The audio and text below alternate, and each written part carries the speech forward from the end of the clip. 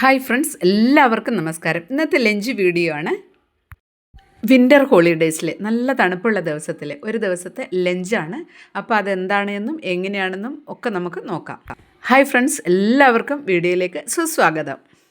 ഞാൻ എടുത്തിരിക്കുന്നത് ഇത് ഉലുവയുടെ ഇലയാണ്. ഇത് നന്നായി പറിച്ചെടുക്കണം. എന്നതിന് ശേഷം കഴുകി വൃത്തിയാക്കി അരിഞ്ഞെടുത്തിട്ട് ചെറുതായി ഒന്ന് വഴറ്റിയെടുക്കണം. എന്നിട്ട് വേണം നമുക്കിതും കൊണ്ട് പൊറോട്ട ഉണ്ടാക്കാനായിട്ട്. അപ്പോൾ ഇതിൻ്റെ പൊറോട്ട നമുക്ക് ഉണ്ടാക്കാം. തണുപ്പ് കാലത്ത് ഉലുവയുടെ ഇല കഴിക്കുന്നത് വളരെ നല്ലതാണ്.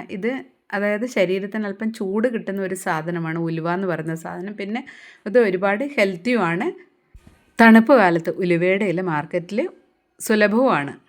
ഉലുവയുടെ ഇല പറിച്ച് കഴുകി അരിഞ്ഞ് വൃത്തിയാക്കി എടുത്തു വെച്ച് അതിനുവേണ്ടി ഞാനൊരു തവ എടുപ്പത്ത് വെച്ച് അതിലേക്ക് അല്പം എണ്ണ ഒഴിച്ചു കൊടുത്തു. അതിനുശേഷം 3-4 വെളുത്തുള്ളി നന്നായി ചതച്ചിട്ട് ഇട്ട് കൊടുത്തു.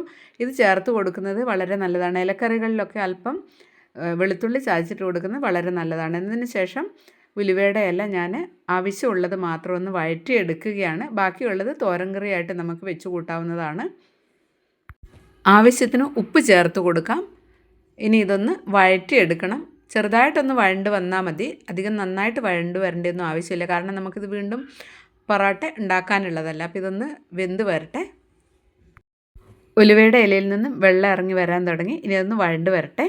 ആവശ്യത്തിനുള്ള ഗോതമ്പ് പൊടി എടുത്തു വെച്ചു. ഇനി അതിലേക്ക് ഒരല്പം അയമോദകം ചേർത്ത് കൊടുക്കണം. എന്ന് തിരുമ്മി ഒന്നങ്ങ് ചേർത്ത് കൊടുത്താൽ മതി. അതിനുശേഷം നമ്മൾ വഴറ്റിയെടുത്ത് വെച്ചിരിക്കുന്ന ആ ഉലുവയുടെ ഇല ഇതിലേക്ക് ചേർത്ത് കൊടുക്കുകയാണ്. ചെറിയൊരു ചൂടുണ്ട് കേട്ടോ.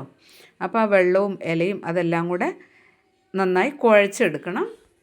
മാവ് കുഴയ്ക്കാൻ ആവശ്യമായ വെള്ളം വേണമെങ്കിൽ ചേർത്ത് കൊടുക്കണം. പിന്നെ ആവശ്യമുള്ള ഉപ്പും ചേർത്ത് കൊടുക്കണം. എല്ലാം കൂടെ നന്നായി കുഴച്ച് എടുക്കുക. അതിനുശേഷം അതിൻ്റെ മേലെ അല്പം എണ്ണ പുരട്ടി കൊടുക്കണം. അതിന് ശേഷം ചെറിയ ചെറിയ ഉണ്ടകളാക്കി നമ്മൾ എടുത്ത് വെക്കണം. ഞാൻ ഇത്ര ഉണ്ടയാണ് എടുത്തിരിക്കുന്നത്. ഇനി ഇത് ചപ്പാത്തിക്ക് പരത്തുന്നത് പോലെ നമ്മളിത് പരത്തി കൊടുക്കണം. എന്നതിന് ശേഷം ചൂടായ തവയിലേക്കിട്ട് തിരിച്ച് മറിച്ചിട്ട് വേവിച്ചെടുക്കുക. പിന്നെ ഇതിൻ്റെ അകത്ത് നമ്മൾ എണ്ണ പുരട്ടി കൊടുക്കണം. പൊറോട്ട ഇല ഉണ്ടാക്കുന്നത് അപ്പോൾ ചെറുതായിട്ട് വെളിച്ചെണ്ണയല്ല കേട്ടോ, വേറെ ഏത് കുക്കിംഗ് ഓയിൽ വേണമെങ്കിലും നമുക്ക് ഉപയോഗിക്കാം. നെയ്യൊക്കെ പുരട്ടി കൊടുക്കാവുന്നതാണ്. പക്ഷേ ഞാൻ നെയ്യല്ല പുരട്ടിയത്, സോയാബീൻ്റെ എണ്ണ തന്നെയാണ് പുരട്ടി കൊടുത്തിരിക്കുന്നത്. അപ്പോൾ ഇനി നമുക്കിത് ഓരോന്നോരോന്നായിട്ട് തിരിച്ചും മറിച്ചും ചുട്ടെടുക്കാം. ഇതിനിടയിൽ ഞാൻ കറിയും ഉണ്ടാക്കിയായിരുന്നു. കോളിഫ്ലവറും അതായത് ഫൂൽഗോപിയും മട്ടറും പച്ച മട്ടറും കൂടി ഇട്ടിട്ടുള്ള ഒരു കറിയാണ് ഉണ്ടാക്കിയത്. ചൂടോടെ കറിയും കൂട്ടണം, അതുപോലെ തന്നെ ചൂടോടെ നമുക്ക് പൊറോട്ടയും കഴിക്കണം. അതുകൊണ്ടാണ് ഞാൻ ഇങ്ങനെ ഉണ്ടാക്കിയത്. അങ്ങനെ നമ്മുടെ മസാലക്കറി ഇവിടെ പൂർത്തിയാവുകയാണ്. ഇത് തേങ്ങയൊന്നും ഇല്ലാത്ത മസാലക്കറിയാണ് കേട്ടോ. ഇതിനിടയിൽ ഞാൻ ഉലുവയുടെ ഇല കൊണ്ട് ഒരു തോരൻ കറിയും വെച്ചു. അപ്പോൾ ഇന്നത്തെ നമ്മുടെ ലഞ്ചിന് മസാലക്കറിയും ഉലുവയുടെ ഇലയുടെ തോരൻ കറിയും ഉലുവയുടെ ഇല കൊണ്ടുണ്ടാക്കിയ പൊറോട്ടയും പിന്നെ ചെറിയ അച്ചാറുമാണ്. അതായത് വെളുത്തുള്ളി കൊണ്ടുണ്ടാക്കിയ അച്ചാർ. ഇത്രയാണ് നമ്മളുടെ ഇന്നത്തെ ലഞ്ച് എന്ന് പറയുന്നത്. നല്ല തണുപ്പായതുകൊണ്ട് ചോറുണ്ടാക്കിയിട്ടില്ല, പകരമാണ് ഇതുണ്ടാക്കിയത് പൊറോട്ട. അപ്പോൾ നമുക്ക് ഇനി കഴിക്കാം. നമ്മുടെ വിൻ്റർ ഹോളിഡേയ്സിലെ എൻജോയ്മെൻറ്റ് ഇങ്ങനെയൊക്കെ ആയിരുന്നു.